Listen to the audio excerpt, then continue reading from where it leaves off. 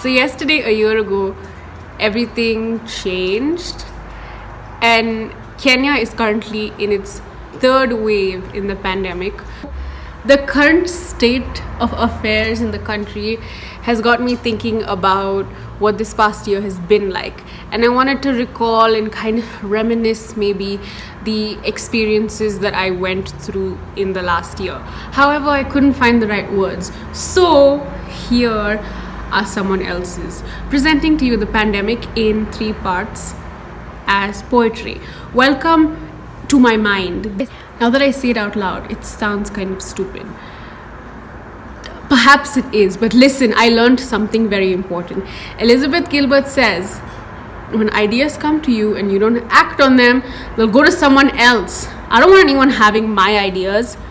The universe gave me this and I am delivering. So without further ado, please enjoy me making you bread while I recite some poetry to reminisce what my first and hopefully last pandemic has been like. Enjoy!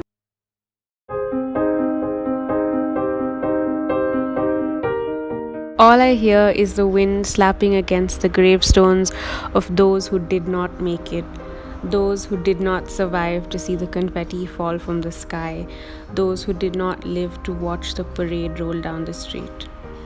I have grown accustomed to a life of aphorisms meant to assuage my fears, pithy sayings meant to convey that everything ends up fine in the end. There is no solace in rearranging language to make a different word tell the same lie. Sometimes the moral arc of the universe does not bend in a direction that will comfort us. Sometimes it bends in ways we don't expect, and there are people who fall off in the process. Please, dear reader, do not say I am hopeless. I believe there is a better future to fight for. I simply accept the possibility that I may not live to see it. I have grown wary of telling myself lies that I might one day begin to believe. We are all not left standing after the war has ended. Some of us have become ghosts by the time the dust has settled. Well, that was depressing. Moving on, this is Storage by Mary Oliver. When I moved from one house to another, there were many things I had no room for. What does one do? I rented a storage space and filled it.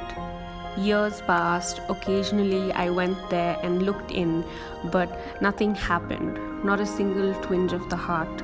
As I grew older, the things I cared about grew fewer, but were more important. So one day I undid the lock and called the trash man. He took everything. I felt like the little donkey when his burden is finally lifted. Things.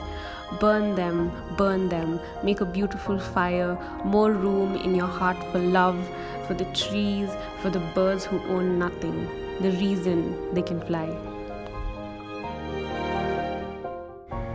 Okay, we're nearing the end of this party. This is The Orange by Wendy Cope. At lunchtime, I bought a huge orange. The size of it made us all laugh.